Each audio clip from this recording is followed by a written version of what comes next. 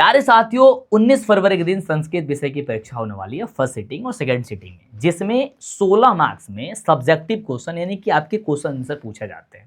आप डरे हुए तो परेशान थे कि मंटू सर क्या होगा, तो आपको डरने की जरूरत नहीं है, क्योंकि आज जो मैं आपको टॉप क्वेश्चंस लेकर के आया हूं आपके सामने, उससे बाहर आपके एग्जाम में एक भी क्वेश्चन नहीं पूछा जाएगा। आप बिलीव करिए, आप विश्वास करिए, इससे ज्यादा आपको नहीं आएगा तो पढ़ने की भी जरूरत नहीं है। लेकिन जो मैं आज आपको बता दे रहा हूं यही आपको पढ़ना होगा। आप फर्स्ट सिटिंग के में पेपर देने वाले हो, सेकंड सिटिंग देने वाले हो, उससे कोई लेना देना नहीं है। जो मैं बता रहा हूं उसे आप देख लो, याद कर लो, सेशन को लाइक शेयर कर दो फटाफट। चाहिए बात करते हैं सबसे पहला नंबर क्वेश्चन की। तो सबसे पहला नंबर क्वेश्चन है कि क्रमवीर कथा पाठ से हमें क्या शिक्षा मिलती है। तो मेरे दोस्त लिखना कि इस पाठ से हमें यह शिक्षा मिलती है कि व्यक्ति अपनी मेहनत, लगन और मजबूत इच्छा शक्ति से किसी भी बाधा को पार कर सकता है।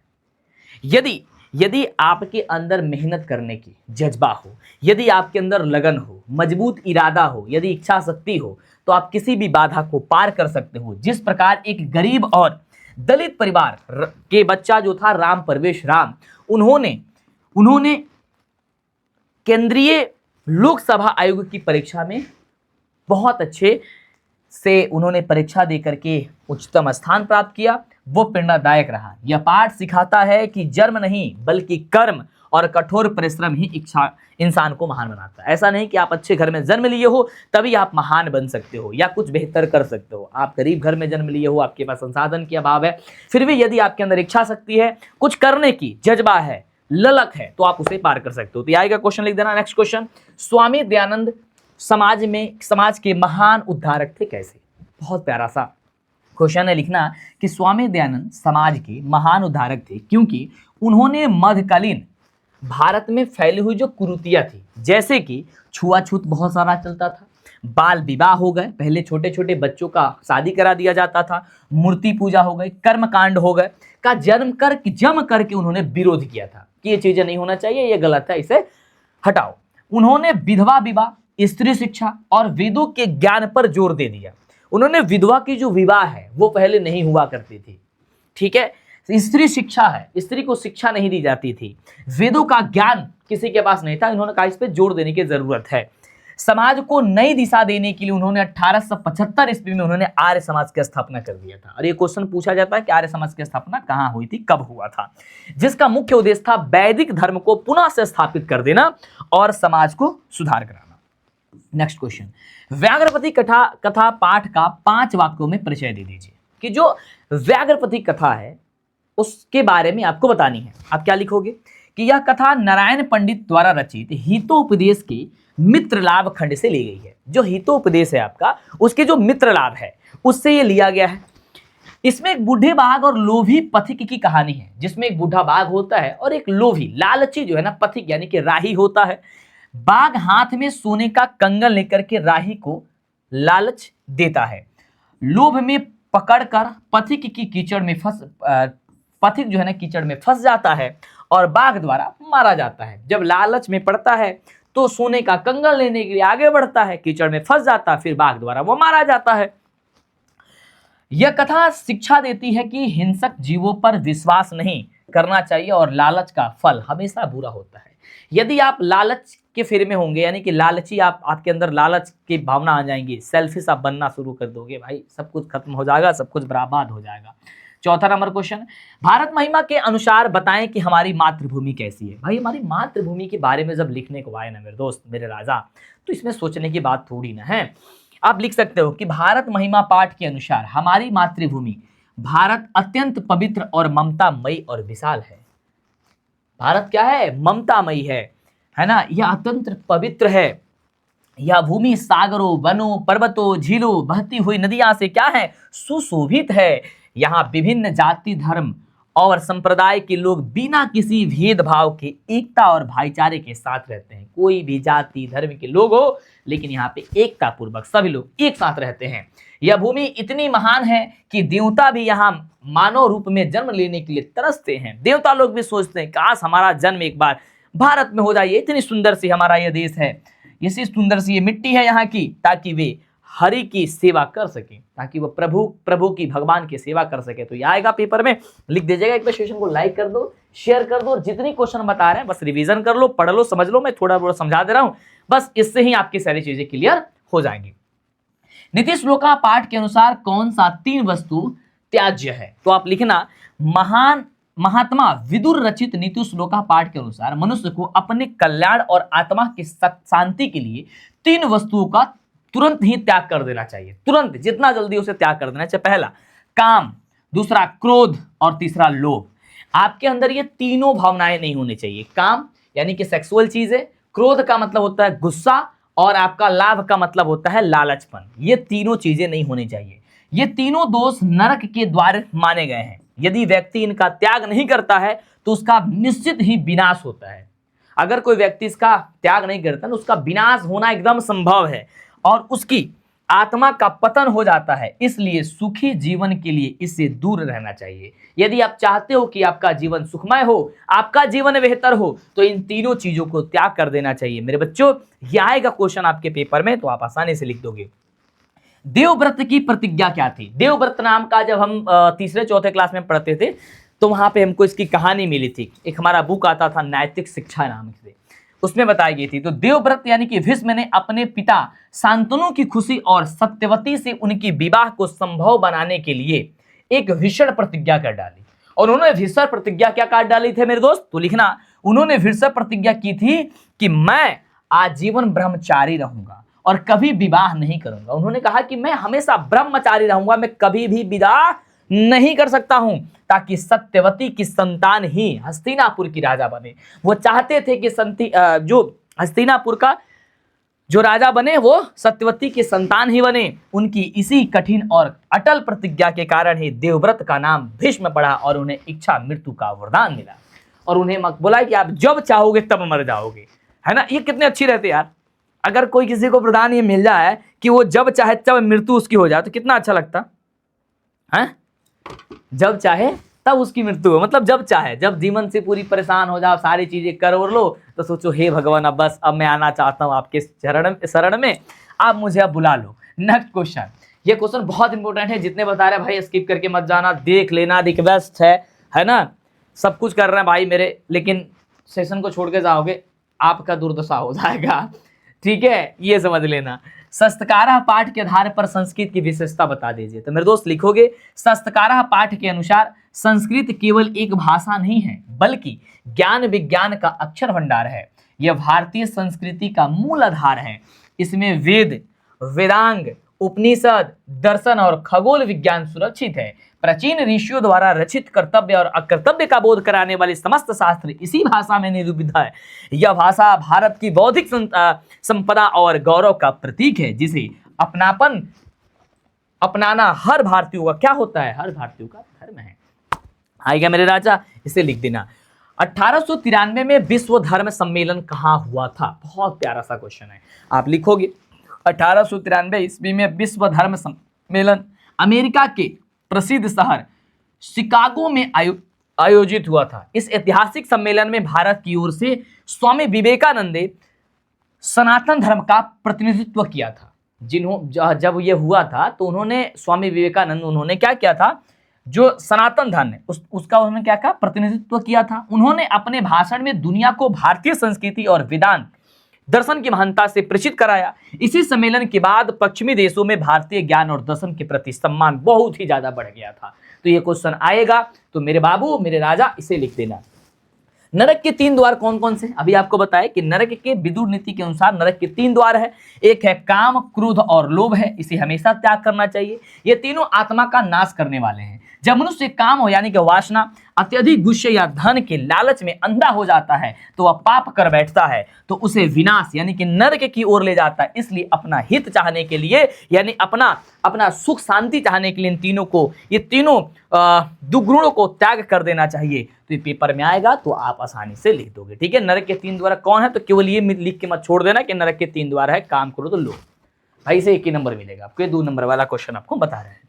कुल की रक्षा कैसे होती है? तो लिखना, महात्मा विदुर रचित नीति श्लोका के अनुसार कुल यानी कि खानदान यानी वंश की रक्षा होता है ना। कुल की रक्षा करना यानी खानदान की रक्षा, कहते तार खानदान ही वैसन बा, अरे ओकर खानदान ही ऐसन बा, सुने होगे। तो यदि कुल की रक्षा करना हो, खानदान यानी वंश की रक्षा करना हो, तो धन से तो रक्षा धन दौलत से नहीं होती है, बहुत ज्यादा धन है तो थोड़ी ना आपकी खानदान की रक्षा हो पाएगी, नहीं, बल्कि सदाचार यानी कि अच्छे चरित्र से होती है। आपका चरित्र कैसा है इस पर डिपेंड करता है। धन तो आता जाता रहता है, लेकिन यदि व्यक्ति का आचरण और चरित्र पवित्र है तो उसका कुल सुरक्षित है और सम्मानित रहता है। चरित्रहीन व्यक्ति पूरे कुल के नाश का कारण बनता है, इसलिए विद्वता यानी कि चरित्र की रक्षा सबसे महत्वपूर्ण मानी गई है। यदि कुल की रक्षा करना है तो आपका चरित्र सही होना चाहिए। धन आता है जाता है ना, तो धन से आपका कुल की रक्षा यानी कि खानदान की रक्षा नहीं हो सकती है। पंडित किसे कहा जाता है? पंडित, बहुत सारे लोग पंडित कहते थे मैं पंडित हूं, तो पंडित किसे कहा गया? नीति श्लोक का पाठ के अनुसार समझिएगा। विदुर नीति के अनुसार जिस व्यक्ति के कार्यों में सर्दी, गर्मी, भय, प्रेम, समृद्धि या फिर दृढ़ता बाधा नहीं पहुंचाते हैं, वही सच्चा पंडित यानी कि ज्ञानी होता है। पंडित का मतलब होता ही है ज्ञानी।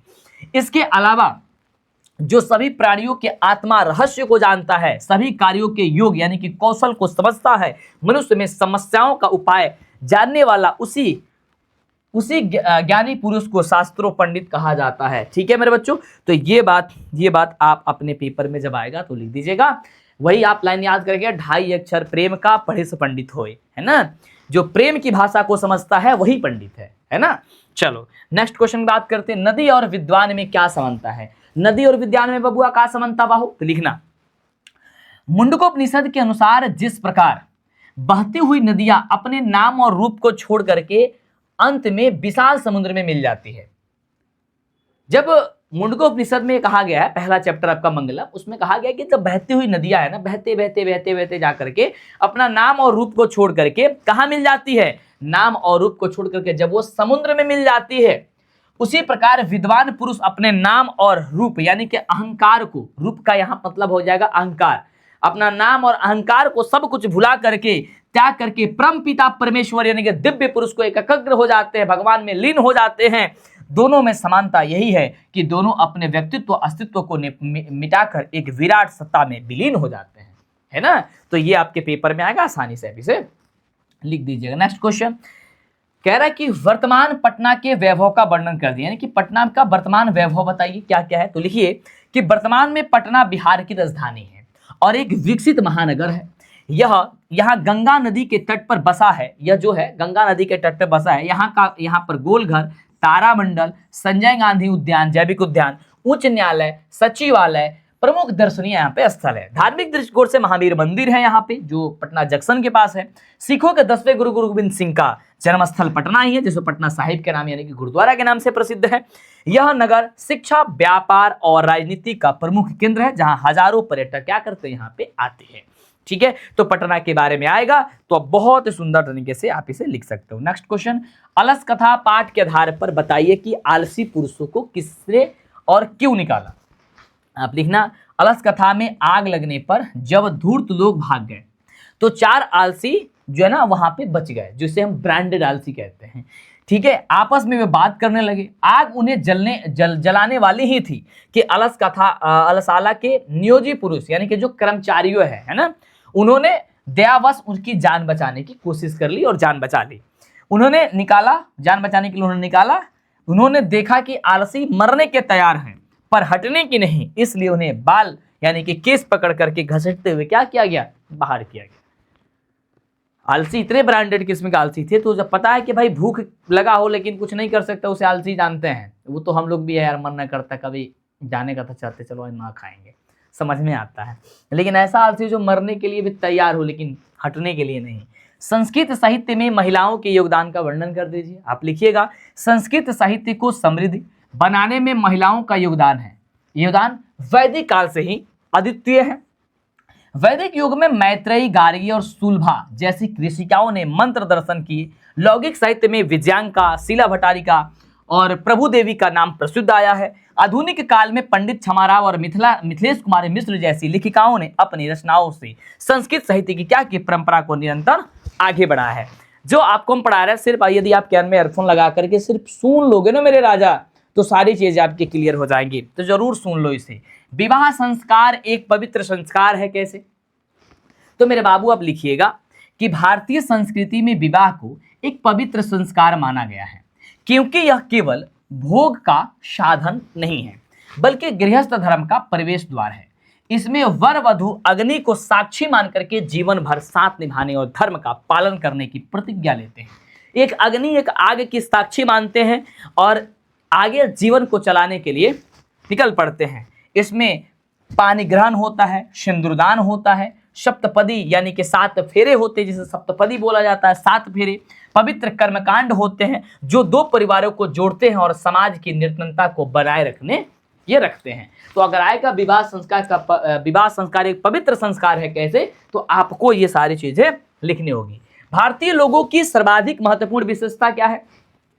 तो मेरे दोस्त आप लिखना कि भारत महिमा पाठ के अनुसार भारतीय लोगों की सबसे बड़ी विशेषता उनकी एकता और सहिष्णुता है। यहाँ अलग अलग धर्म, जाति, रंग और वेशभूषा के होने के बावजूद लोग बिना किसी भेदभाव के एक परिवार की तरह रहते हैं। वसुधैव कुटुंबकम यानी कि पूरी धरती एक परिवार है कि भावना की भारतीयों की पहचान है, जहाँ अनेकता में एकता दिखाई जाती है। इसमें बोला जाता है वसुधैव कुटुंबकम यानी कि जो संपूर्ण पृथ्वी है, संपूर्ण धरती है, वही एक परिवार की भांति है। जो हम लोग हैं सब कोई वो है, हम लोग एक परिवार है। भगवान बुद्ध ने पटना के बारे में क्या कहा था? तो देखो भगवान बुद्ध पटना बहुत बार आए थे, ठीक है। भगवान बुद्ध ने प्राचीन काल में ही पाटलीग्राम यानी कि पटना के बारे में भविष्यवाणी कर दी थी। उन्होंने भविष्यवाणी में करते हुए उन्होंने बताया कि यह एक महानगर बनेगा, परंतु यहाँ पे उन्होंने चेतावनी भी दी थी कि इस नगर को हमेशा 3 चीजों से भय रहेगा। पहली कौन सा? आग से, अग्निदाह से, बाढ़ से और आंतरिक कलह यानी कि लड़ाई झगड़े यहाँ पे बनी रहेंगी। आज भी पटना में बाढ़, भीड़ भाड़ की समस्या, उनकी भविष्यवाणी यहाँ पे आज भी क्या होती है? वह सत्य मानी जाती है, सिद्ध मानी जाती है। विजयनगर राज्य में संस्कृत भाषा की स्थिति क्या थी, इसके बारे में लिख दीजिए। ये क्वेश्चन आपके पेपर में आएगा, आप लिखना। विजयनगर साम्राज्य में संस्कृत भाषा का संरक्षण और संवर्धन अत्यधिक हुआ है। राजा कृष्णदेव राय ने संस्कृत साहित्य की उन्नति के लिए अपने अंतःपुर में भी संस्कृत रचना को प्रोत्साहित किया। उनकी रानियों जैसे गंगा देवी, उन्होंने माधुर्यविजयम लिखा, और तिरुलंबा जिन्होंने भद्रांबिका परिणय लिखा, ने संस्कृत साहित्य में अमूल्य योगदान दिया। उस समय संस्कृत का क्या है? संस्कृत का स्वर्ण युग था। उस समय जो था वो क्या था मेरे बच्चों? आप लिखना कि उस समय संस्कृत का स्वर्ण युग था। आगे, विवाह संस्कार में कौन कौन से मुख्य कार्य किए जाते हैं? आप लिखना कि विवाह संस्कार को भारतीय संस्कृति में अत्यंत पवित्र माना गया है। इसमें कई प्रमुख कर्मकांड होते हैं और विधियां संपन्न होती है, जैसे कि इसमें वागदान होता है, मंडप का निर्माण किया जाता है, वधु के घर पर वर पक्ष का स्वागत किया जाता है, यानी कि जब दुल्हा जाता है तो दुल्हन के घर पे स्वागत किया जाता है, वर वधु का परस्पर निरीक्षण किया जाता है, इसमें कन्यादान होती है, अग्नि स्थापना होता है, पानी ग्रहण होता है, लाजो होम होता है ना, सिंदूरदान होता है और सप्तपदी यानी कि 7 फेरे होते हैं। तो शादी में ये मुख्य जो है ना कार्य किए जाते हैं। नेक्स्ट क्वेश्चन लिखना आपके एग्जाम में आएगा। तो आर्य समाज की स्थापना का मुख्य उद्देश्य क्या था? जब स्वामी दयानंद ने जब आर्य समाज की स्थापना किया था तो उनका उद्देश्य क्या था? तो लिखना, आर्य समाज की स्थापना 1875 ईस्वी में स्वामी दयानंद सरस्वती ने मुंबई में की थी। इसका मुख्य उद्देश्य भारतीय समाज को कुरीतियों में मुक्त करना और वैदिक धर्म की पुनः स्थापना करना था। आर्य समाज ने छुआछूत, मूर्ति पूजा, बाल विवाह, विधवा वाली चीजें को सब कुछ उन्होंने किया। शिक्षा के प्रसार के लिए डीएवी शिक्षण संस्थाओं को क्या किया? उन्होंने शुरुआत भी किया था। तो यदि ये क्वेश्चन आते हैं तो आप अपने पेपर में 100% सत्य प्रतिशत से लिखिएगा। जो बता रहे इससे बाहर आएगा पेपर में नहीं मेरे बच्चों, बस पढ़ लेना, लिख लेना, समझ लेना, बस कुछ समय दे दो हमें। नारायण पंडित रचित व्याघ्रपति के पाठ का मूल उद्देश्य क्या है? तो लिखना, इस पाठ का मूल उद्देश्य मानव समाज को लोभ यानी कि लालच के दुष्परिणामों को सावधान कराना है। यह कहानी सिखाती है कि अत्यधिक लोभ विनाश का कारण बन जाता है। यदि आपके अंदर ज्यादा लोभ होगा तो वह विनाश का कारण बन जाएगा। जैसे सोने के कंगन के लोभ में पथिक यानी कि राही जो है वह जान को गंवा दिया। यह पाठ यही भी सिखाता है कि हिंसक प्राणियों और दुष्ट लोगों की मीठी बातें कभी विश्वास नहीं करना चाहिए। जो व्यक्ति मीठे मीठे बात बोल रहे हैं, है ना, जो व्यक्ति मीठी बातों पर आपको फंसा रहे हैं, ठीक है, उस पर कभी भी आपको विश्वास नहीं करना चाहिए। विश्व शांति पाठ का 5 वाक्यों में परिचय दे दीजिए। विश्व शांति पाठ की बहुत बार क्वेश्चन पूछा जाता है। लिखना कि विश्व शांति पाठ में वर्तमान दुनिया में व्याप्त अशांति के वातावरण का चित्रण किया गया है। आज विश्व में 2 प्रमुख समस्याएं हैं, एक द्वेष और एक है असहिष्णुता। के कारण शीत युद्ध जैसे माहौल है। पाठ में बताया गया है कि हथियार की होड़ से मानव का विनाश हो सकता है। केवल परोपकार, मित्रता और दया की भावना से ही विश्व में शांति स्थापित हो सकती है। तो ये बात पेपर में आएगा, तो आपको लिखना होगा, इस बात को ध्यान रखिएगा। नेक्स्ट क्वेश्चन, देवगण भारत के गीत क्यों गाते हैं? जो देवता लोग हैं वो भी भारत का गीत गाते हैं, इसका क्या कारण है भाई? तो लिखना, भारत महिमा पाठ के अनुसार देवगण यानी कि देवता भारत के गीत इसलिए गाते हैं क्योंकि यह भूमि स्वर्ग और मोक्ष प्राप्त करने का साधन है। यहाँ जन्म लेना देवताओं के लिए भी दुर्लभ है, बहुत ही कम होती है यहाँ पे जन्म सबकी। जो लोग इस पवित्र भारत भूमि पर जन्म लेते हैं वे भगवान हरि की सेवा के योग्य बन जाते हैं और वह धन्य माने जाते हैं। समझ गए? तो यदि आपका और हमारा जन्म हुआ तो हम लोग एक धन्य है भाई कि हमारे भारत जैसी भूमि पे आपका और हमारा जन्म हुआ है। नीति श्लोका पाठ में मूर्ख चेतना धारम किसे कहा गया है ये बता दीजिए, यानी कि आप कह सकते हैं मूर्ख किसे कहा गया है? विदुर नीति के अनुसार मूर्ख उसे कहा गया है, यानी कि नीचे विचार वाला मूर्ख व्यक्ति जो है ना, उसे कहा गया है कि बिना बुलाए किसी के यहाँ जाता है। मान ला तारे हम बोला नहीं कि फिर भी पहुंच जाता रहा, तकरा के मूर्ख कहा जाए, मतलब ये मूर्ख के गुण है। दूसरा, बिना पूछे बहुत अधिक बोलता है, तुमको पूछ भी नहीं जा रहा, फटक देना बीच में घुस के लग रहा बोलने, इसको मूर्ख बोला जाता है। अविश्वासी लोग पर भी विश्वास कर लेते हो, जिस पे विश्वास नहीं करना चाहिए उस पर विश्वास करते हो, ऐसे व्यक्ति को समाज में मूर्ख और अधम माना जाता है, यानी कि नीचा विचार वाला है ये लोग हैं। नेक्स्ट, कणस्य दानवीरता पाठ के आधार पर इंद्र के चरित्र की विशेषता को लिख दीजिए। 12 की ना, इस पाठ में इंद्र यानी कि शक्र को एक चतुर और कार्य साधक देवता के रूप में दिखाया गया है। वे अपने पुत्र अर्जुन की विजय सुनिश्चित करने के लिए छल का सहारा लेते हैं। वे जानते थे कि कवच कुंडल के रहते कर्ण को हराना असंभव है। वो ये बात जानते थे कि यदि कर्ण को हराना है तो भाई कवच और कुंडल के बिना कोई भी चीजें संभव नहीं है। इसलिए वे एक गरीब ब्राह्मण का वेश धारण करने की दानवीरता का लाभ उठाते हैं और उससे कवच मांग लेते हैं। कहते हैं मुझे कवच जो है ना वो आप हमें दे दीजिए, तो कवच कुंडल ले लेते हैं। शास्त्र मनुष्यों को किन किन चीजों का बोध कराता है? तो आप लिखना कि शास्त्रकारा पाठ के अनुसार शास्त्र मनुष्य के लिए ज्ञान का शासक है। यह मनुष्य को कर्तव्य और अकर्तव्य का बोध कराता है। जीवन में क्या करना उचित है और क्या अनुचित, धर्म क्या है और अधर्म क्या है, इस सभी गुण विषय का भी सही ज्ञान हमें शास्त्रों के माध्यम से प्राप्त होता है। तो शास्त्रों का ज्ञान जो है ना होना चाहिए। ये आप क्या आएगा पेपर में तो लिख दीजिएगा। विज्ञान की शिक्षा देने वाले शास्त्र का परिचय दे दीजिए। तो आप लिखना, प्राचीन भारत में विज्ञान की शिक्षा देने वाले कई महान शास्त्र रचे गए। आयुर्वेद में चरक संहिता और सुश्रुत संहिता प्रसिद्ध है। खगोल विज्ञान और गणित में आर्यभट्टियम जो है ना वो प्रसिद्ध है और बृहद संहिता प्रमुख है। इसके अलावा पराशर मुनि रचित जो कृषि विज्ञान भी है, यह भी भारतीय कृषि विज्ञान के क्या है, यह भी इसका उदाहरण बना हुआ है। नेक्स्ट क्वेश्चन, देवव्रत की प्रतिज्ञा क्या थी? देवव्रत की प्रतिज्ञा आपको हमने बताया। देवव्रत की प्रतिज्ञा ये थी कि देवव्रत भीष्म ने अपने पिता शांतनु की खुशी और सत्यवती से उनकी विवाह के लिए एक भीषण प्रतिज्ञा कर डाली थी, जिसमें उन्होंने कहा था कि मैं आजीवन कभी विवाह नहीं करूंगा, मैं बाल ब्रह्मचारी रहूंगा, मैं ब्रह्मचारी रहूंगा और कभी विवाह नहीं करूंगा, ताकि सत्यवती का संतान क्या करे, हस्तिनापुर के सिंहासन पर बैठ सके और वो राजा बन सके।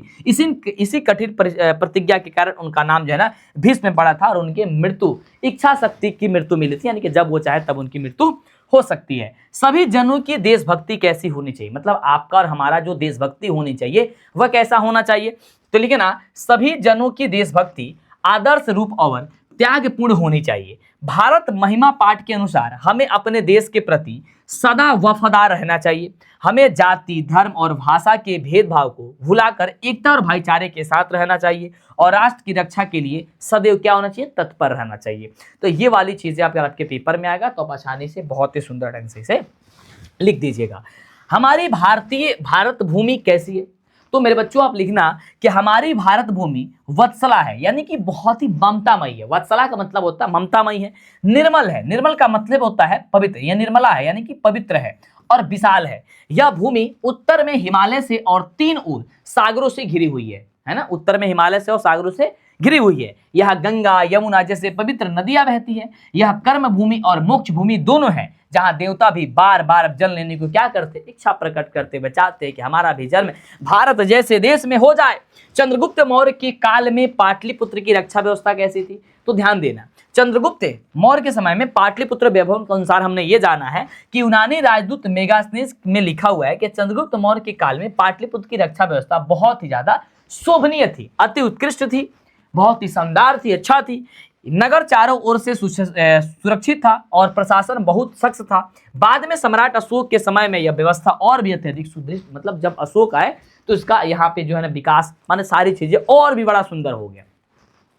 आत्मा का स्वरूप कैसा है और वह कहाँ रहती है, तो लिखना मेरे बच्चों, मंगलम पाठ यानी कि कठोपनिषद के अनुसार आत्मा का स्वरूप अत्यंत सूक्ष्म है। वो इतना सूक्ष्म है, इतना छोटा है कि आप और हम उसे देख ही ना सकते हैं और बहुत ही चमत्कारी है। यह अणु अड़ियान महत्व महियान, अर्थात यह अणु से भी सूक्ष्म यानी अणु से भी छोटा और महान से भी महान है। यह आत्मा प्राणी के हृदय रूपी गुफा में निवास करती है।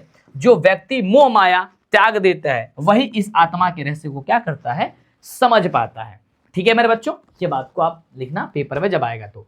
पटना का गुरुद्वारा किसके लिए और क्यों महत्वपूर्ण है भाई, तो आप लिखना पेपर में कि पटना का गुरुद्वारा यानी कि सख्त श्री हरिमंदिर साहिब सिख संप्रदाय के लिए एक अत्यंत पवित्र तीर्थ स्थल है। यहाँ सिखों के 10वें और अंतिम गुरु गुरु गोविंद सिंह जी का जन्म हुआ था। उनकी समृद्धि में ही यहाँ भव्य गुरुद्वारा बना। यहाँ देश विदेश से श्रद्धालु दर्शन और मथा टेकने आते हैं, जो इसे ऐतिहासिक और धार्मिक रूप में क्या है, महत्वपूर्ण बनाता है। तो मेरे बच्चों, मेरे भाई, ये वाली चीजें आप क्या करोगे, आसानी से लिख दोगे। अलस कथा का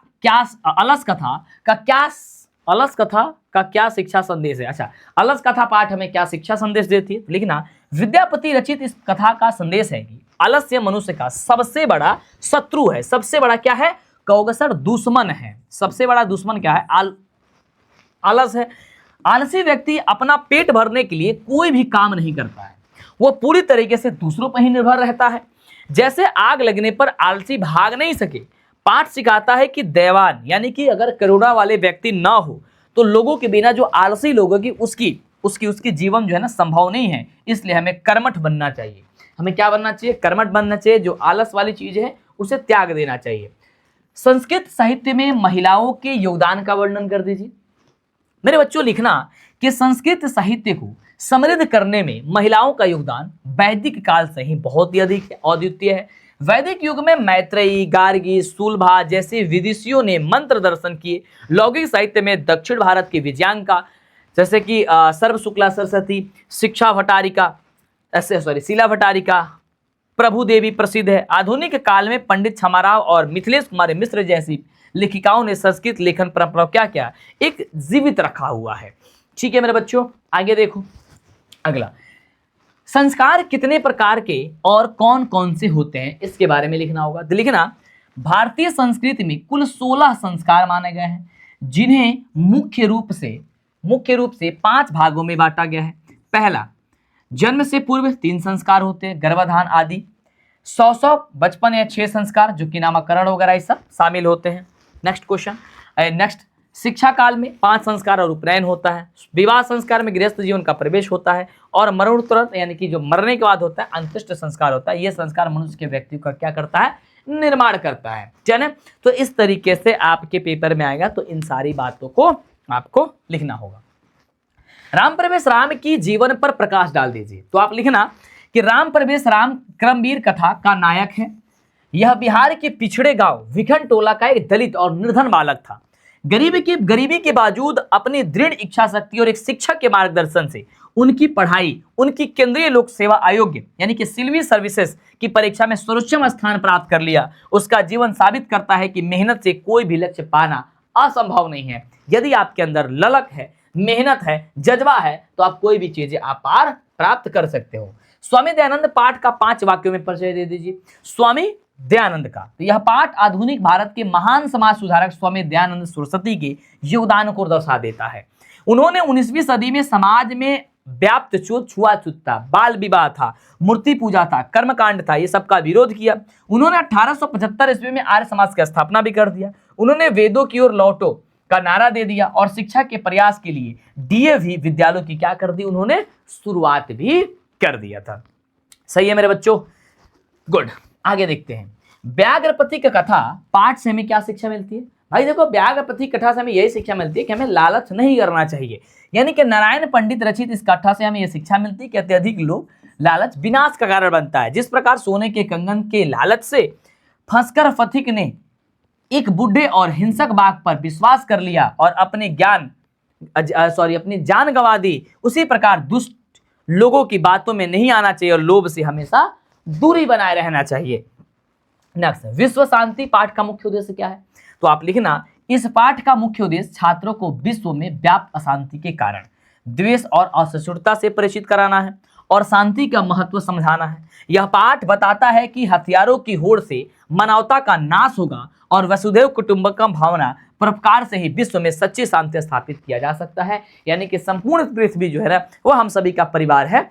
जिस तरीके से भारत महिमा पाठ से हमें क्या शिक्षा मिलती है मेरे बच्चों? आप लिख रहे हैं कि भारत महिमा पाठ से हमें यह शिक्षा मिलती है कि देशभक्ति और भारतीय संस्कृति पर गर्व का संदेश करने का, ये संस्कृति पर गर्व करने का संदेश देता है। हमारी मातृभूमि इतनी पवित्र है कि देवता भी यहाँ जन्म लेने के लिए हमेशा तरसते हैं कि काश हमारा भी जन्म भारत जैसे देश में हो जाए। हमें धर्म, जाति और संप्रदाय के भेदभाव को भुला करके एकजुट रहना चाहिए और राष्ट्र की रक्षा के लिए सदैव क्या करना, तत्पर रहना चाहिए। समझ गए मेरे बच्चों? नेक्स्ट, नीति श्लोका पाठ का 5 वाक्यों में परिचय दे दीजिए। तो लिखेगा, यह पाठ महाभारत के उद्योग पर्व से संकलित विदुर नीति पर आधारित है।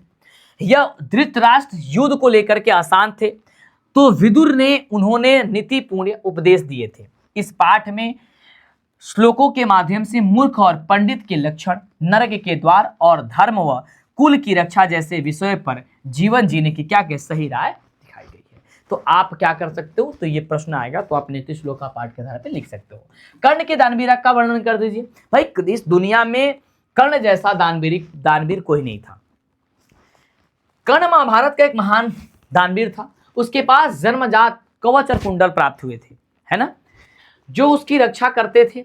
जब इंद्र ब्राह्मण भेष में उससे कवच कुंडल मांगने गए तो कर्ण ने जान का खतरा होते हुए भी उन्होंने निराश नहीं किया।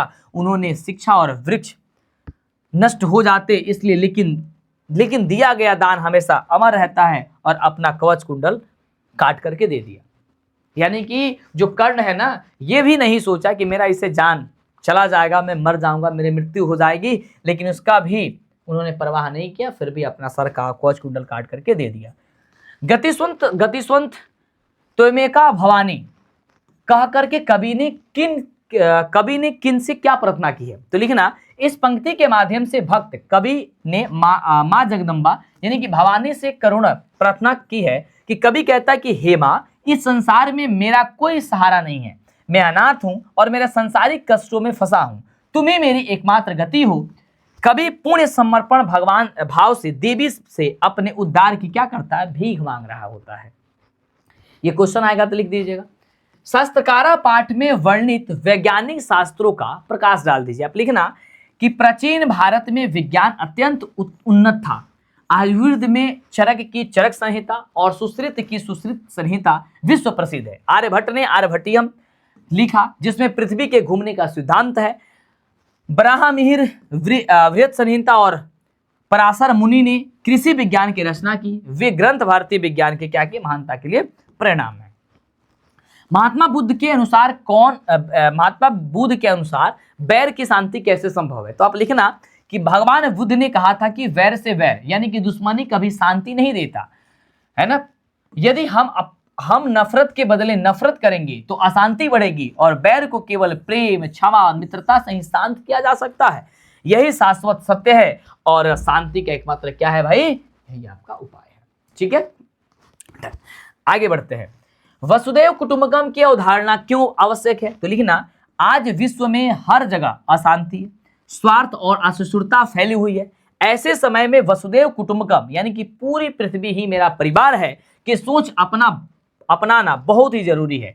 जब हम दूसरों की ओर अपना मांगेंगे तो द्वेष खत्म होगा और परोपकार की भावना जगेगी, तभी विश्व शांति संभव हो सकती है। ठीक है मेरे बच्चों। नेक्स्ट, भारत भूमि पर देवता क्यों जन्म लेते हैं, क्यों लेना चाहते हैं? तो लिखना कि भारत भूमि पाठ के अनुसार भारत भूमि स्वर्ग से भी बढ़कर है।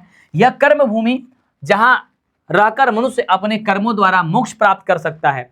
यहाँ की पवित्रता और संस्कृति को देख कर देवता भी मोहित हो जाते हैं। भगवान हरि को सेवा करने के लिए, मानव जीवन का सार्थक आनंद लेने के लिए इस पवित्र भूमि पर बार बार जन्म लेना चाहते थे कि हम भी एक बार, मेरा भी जन्म क्या हो, भारत जैसे भूमि पे हो जाए।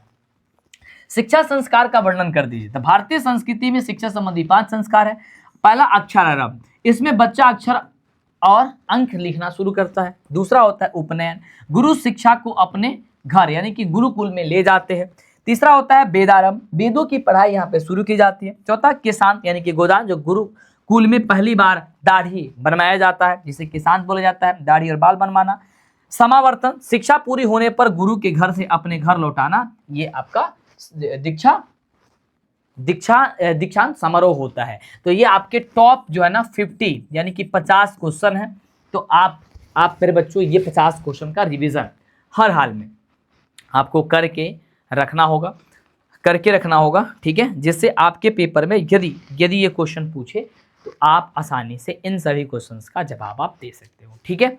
आशा करते हैं कि आज के वीडियो आपके संस्कृत का जो डर है सब्जेक्टिव का वो दूर कराएगा और आप संस्कृत के सब्जेक्टिव में परेशान मत होइए। जो कहानी मैंने आपको सिखा दिया है, जो कहानी मैंने आपको सुना दिया है, बस उस कहानी को आप सुन लीजिए, समझ लीजिए। उसके पहले एक मैं संपूर्ण संस्कृत की मैंने एक क्लासेस लेके आई थी मेरे बच्चों। उस क्लासेस को यदि आप पूरी तरीके से इसका एक बार रिवीजन कर लोगे तो आपको संस्कृत का सारा डर खत्म हो जाएगा। आशा करते हैं वीडियो बहुत अच्छी लगी हो। थैंक यू आप सभी को वीडियो में बने रहने के लिए। Love you, take care, bye. Channel को सब्सक्राइब, लाइक, शेयर कर दीजिए। सभी साथियों में, सभी दोस्तों को बताइए जो भी हम वीडियो लेके आ रहे हैं आप क्लास में जरूर जुड़िए। Thank you.